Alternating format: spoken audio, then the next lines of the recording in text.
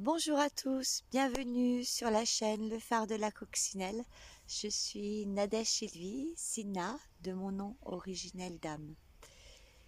Cette semaine, dans cette nouvelle session vidéo, j'ai choisi de mettre en lumière un thème qui revient souvent dans mes accompagnements.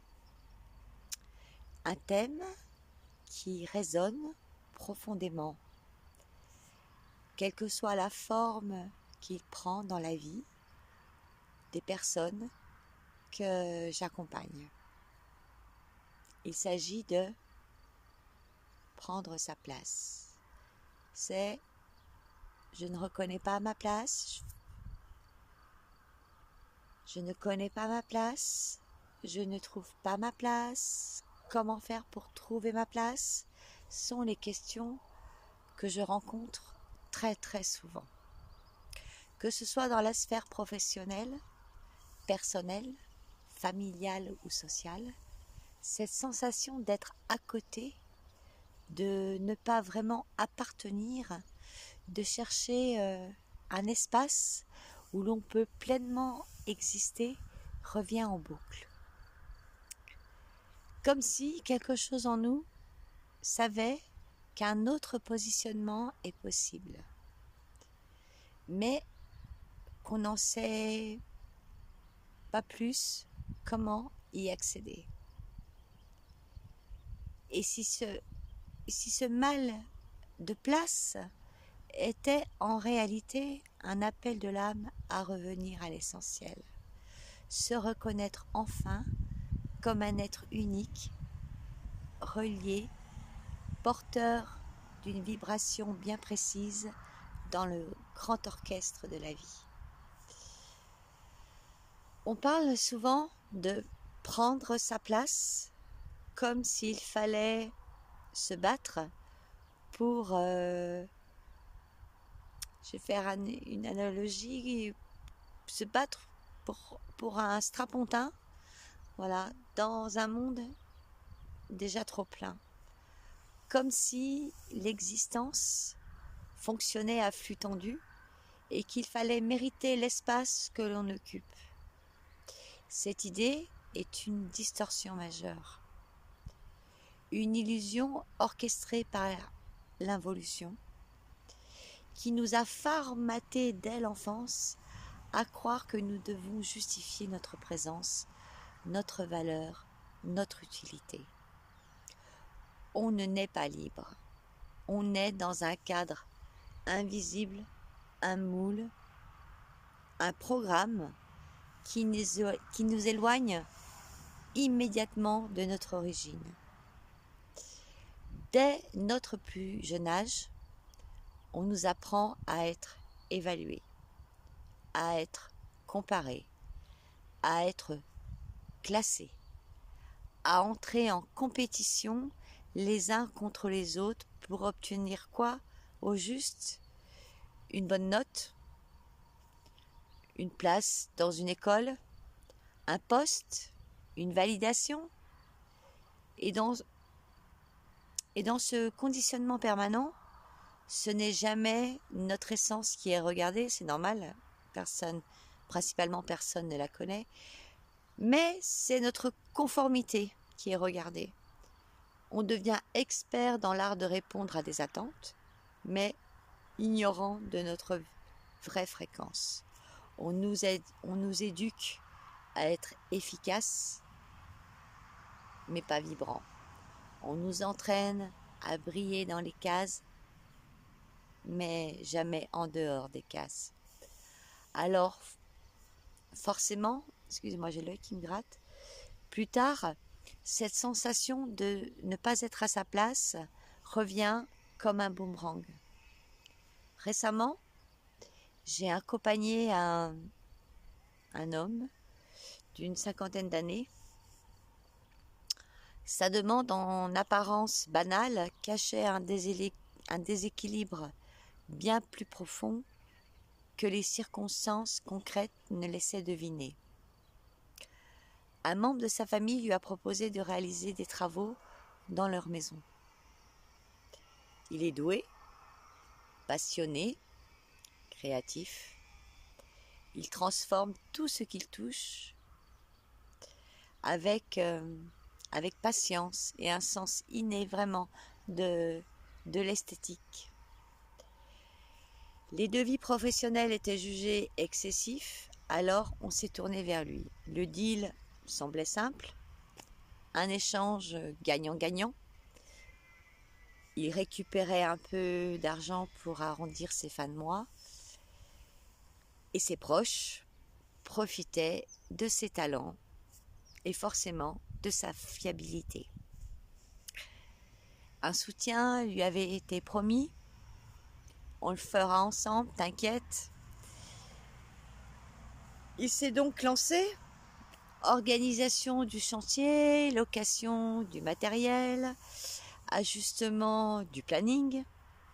Finalement, tout repose rapidement sur ses épaules. Les imprévus surgissent, forcément, hein. Comme dans tous travaux, il y a des choses qui ne sont pas prévues. Enfin bon, bref, il s'adapte, il fait même plus que prévu. Voilà, mais bon, il travaille avec cœur, voilà, il n'ose pas exprimer quelquefois son agacement, sa déception, il prend sur lui. Quelques temps plus tard, hein, puisque voilà, on le rappelle, quand le chantier s'achève, on l'appelle pour récupérer sa rémunération. Il rentre chez lui, ouvre l'enveloppe et découvre un montant bien en dessous de ses attentes. Voilà.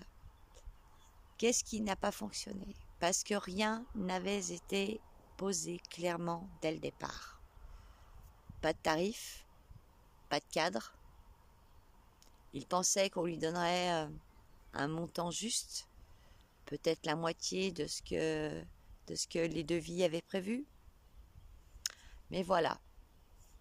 Comment peut-on attendre que les autres reconnaissent ce qu'on n'a pas osé soi-même affirmer? Cet homme n'avait simplement pas omis de fixer un prix.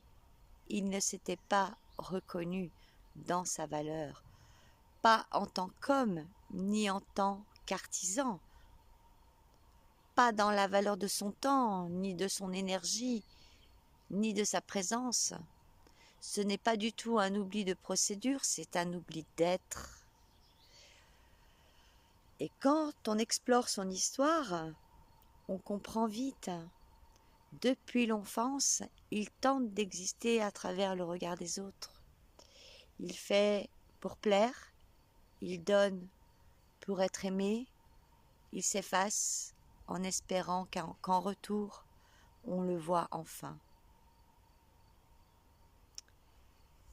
Il rejoue sans cesse, sans le savoir, le vieux scénario de l'enfant mal aimé qui tente de gagner sa place dans la structure familiale.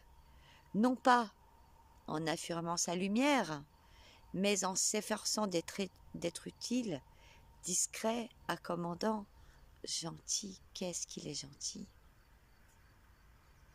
Mais ce chemin est une impasse. Ce n'est pas le monde extérieur qui manque de reconnaissance. C'est nous-mêmes qui avons perdu le chemin de notre propre valeur. Tant que l'on mendie la reconnaissance, elle ne vient pas.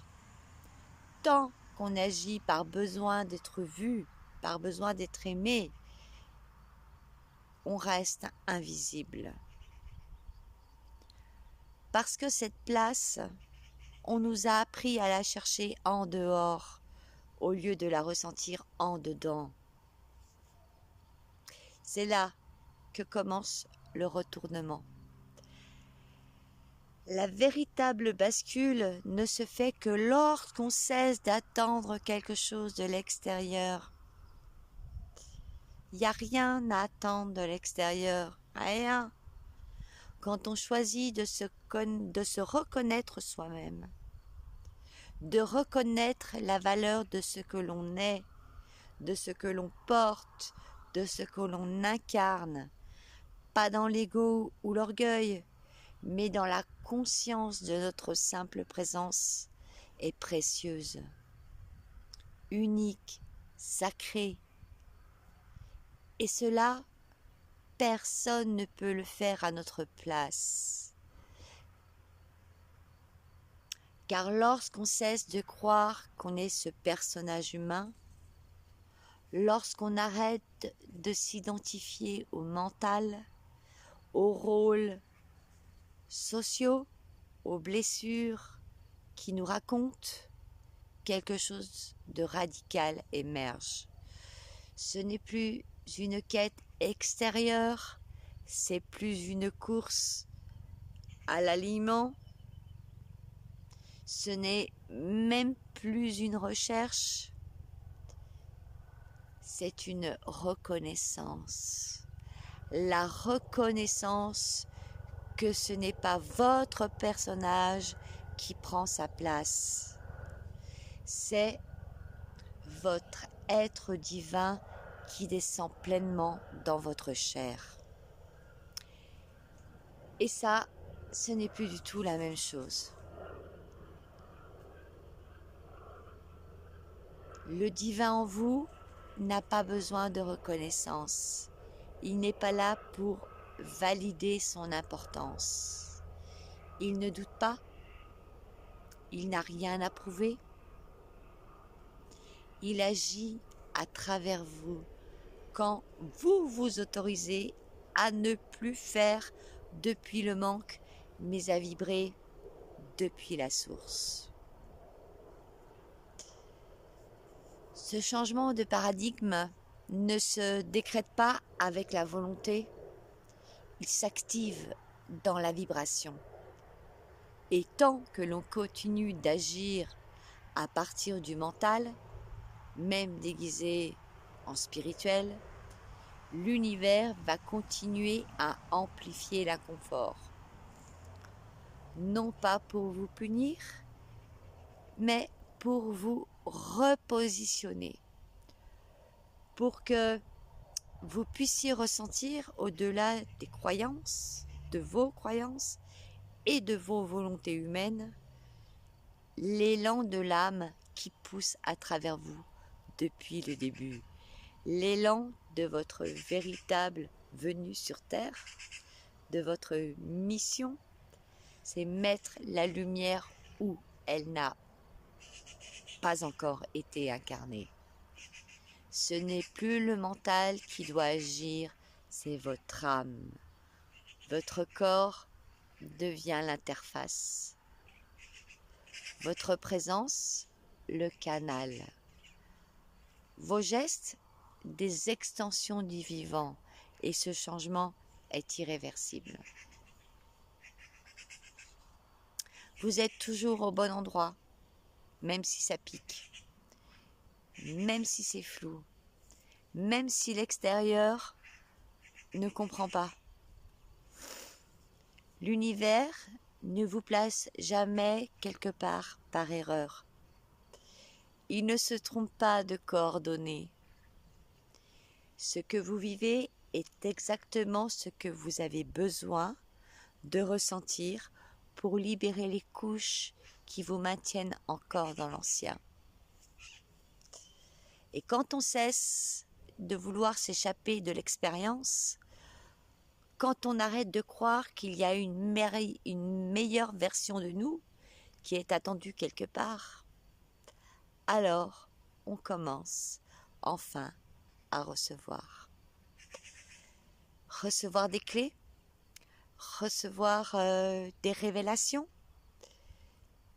recevoir tout simplement la justice de l'instant. La justesse, de l'instant. Et surtout, se revoir soi, se recevoir soi, s'aimer, reconnaître le souffle divin qui nous porte. Il y a une citation que j'ai vue sur Insta qui disait « Ce n'est pas votre vie qui est distordue, c'est le regard que vous posez dessus. » Tout est dit.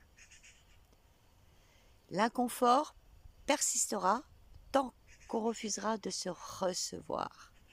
Il reviendra jusqu'à ce qu'on comprenne que rien ne peut véritablement nous manquer, ni la place, ni l'amour, ni l'abondance, sauf ce que l'on ne s'autorise pas à vibrer pleinement. Et cette autorisation ne vient de personne. Pas besoin d'un diplôme, pas besoin d'un maître, pas besoin de like. Elle ne peut être que de votre propre choix. Nous sommes tous des champs vibratoires, des émetteurs, des récepteurs, des hologrammes de la source. Et ce que vous émettez comme vibration est ce que vous allez matérialiser comme expérience. Il n'y a aucun hasard. La matière est simplement la réponse visible à ce que vous vibrez en profondeur. Alors, quand vous vous reconnaissez que vous êtes la lumière en incarnation, vous ne cherchez plus votre place, vous la devenez. Vous vous tenez là avec une présence telle que c'est l'espace autour de vous qui se transforme. Vous n'avez plus à courir après les opportunités. C'est la synchronicité qui vient à vous. Vous n'avez plus à quémander la reconnaissance. C'est la résonance qui attire ceux qui vous voient vraiment. Ce n'est pas un miracle, c'est une physique spirituelle, une équation énergétique. Il ne s'agit plus d'ajuster votre vie pour être à votre place. Comprenez qu'il suffit d'ajuster votre fréquence pour que votre vie s'aligne naturellement autour de vous. Tout part de vous, tout revient à vous. Se reconnaître, c'est dire à la vie, je sais qui je suis, je sais ce que je vaux, et pas en termes matriciels, en termes universels. Et je n'ai plus besoin de quémander un regard ou une validation pour exister. Rien ne peut vous manquer. Ni votre place, ni votre reconnaissance, sauf ce que vous ne vous autorisez pas encore à recevoir de vous-même. La question n'est donc plus quelle est ma place, ou quand, ou comment la trouver, question qui relève du mental. Alors je vous invite à vous poser cette question. Et si ma place ne se trouvait pas dehors, mais dans le fait de me reconnaître comme lumière en incarnation? Est-ce que je suis prête à incarner pleinement qui je suis, sans condition, sans sacrifice, sans peur, sans besoin d'être compris, sans vouloir plaire, simplement pour l'amour que cela met en mouvement. Et là, le monde ne peut que s'ajuster à votre présence. C'est à partir du moment où vous vibrez cela, vous êtes toujours au bon endroit, au bon moment, à la bonne place. Il ne peut pas en être autrement. C'est impossible. Et dans mes accompagnements, c'est souvent là que tout commence. Quand on libère les mécanismes qui nous ont appris à vivre en se niant. Quand on guérit, quand on libère ces couches profondes de conditionnement qui nous ont fait croire que l'amour devait se mériter.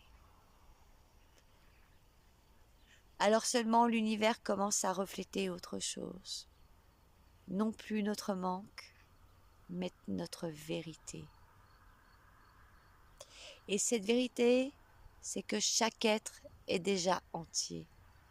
Il est déjà reconnu dans le regard du grand tout. Il fait partie de ce monde. Mais tant que l'on a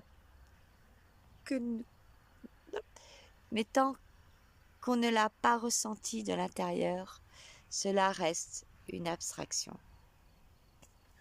Je vais vous confier quelque chose. Si je vous en parle, c'est que moi aussi, je me suis posé cette question. Quelle est ma place dans ce monde spirituel où tout semble déjà dit, déjà occupé, déjà structuré? Dans cet espace saturé d'enseignements, de vérité, oui, j'ai douté. Quelle est ma place véritablement? Un doute vraiment profond, voilà, qui colle à la peau. Semé bien avant que je prenne conscience de qui je suis réellement. Un jour à l'école, on m'a lancé cette phrase. On ne sait pas ce qu'on va faire de toi, vu tes notes. Et pour couronner le tout, ah tiens, t'es toujours la première, mais en partant de la fin. Voilà. Vous voyez, toutes ces petites phrases-là, anodines en apparence, mais qui déposent en silence des poids sur l'âme. Des mots qui ne portent pas, qui n'élèvent pas, qui freinent au lieu de révéler la personne. Et pourtant, c'est précisément ce terreau-là, cabossé, que la vie a utilisé pour me ramener à l'essentiel. Je n'ai jamais eu à prendre ma place. Elle m'a toujours été donnée finalement. Le problème, ce n'est pas qu'elle n'était pas là. C'est qu'on m'a fait croire le contraire. Et j'y ai cru. Très longtemps. Mais aujourd'hui, je me souviens. Je me souviens que ma place ne dépend d'aucune validation extérieure. Elle vibre là où je suis, dans la justesse de ce que je suis venu offrir. Il n'y a pas de concurrence dans l'univers. Ce que je porte est unique. Ce que vous portez est unique.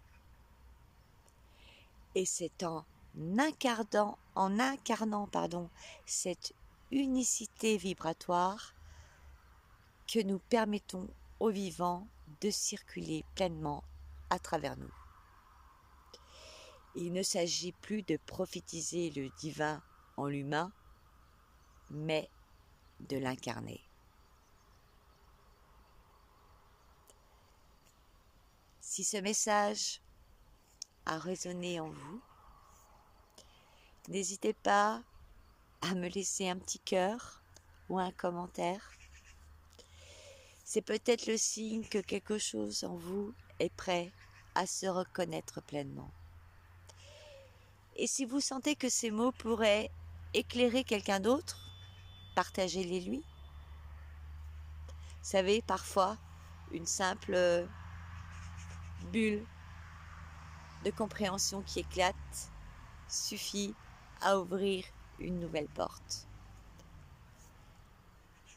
Merci du fond du cœur pour ce moment que vous vous êtes offert.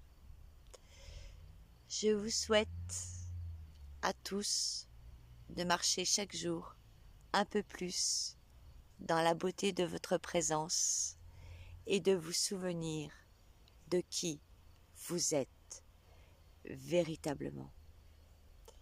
Des êtres énergétiques, multidimensionnels et multipotentiels. Alors, prenez votre place parce que c'est votre droit divin. Une dernière chose, n'hésitez pas à me poser des questions. Vous pouvez m'envoyer vos questions, soit vous les mettez en commentaire, ou soit vous pouvez me les envoyer par mail à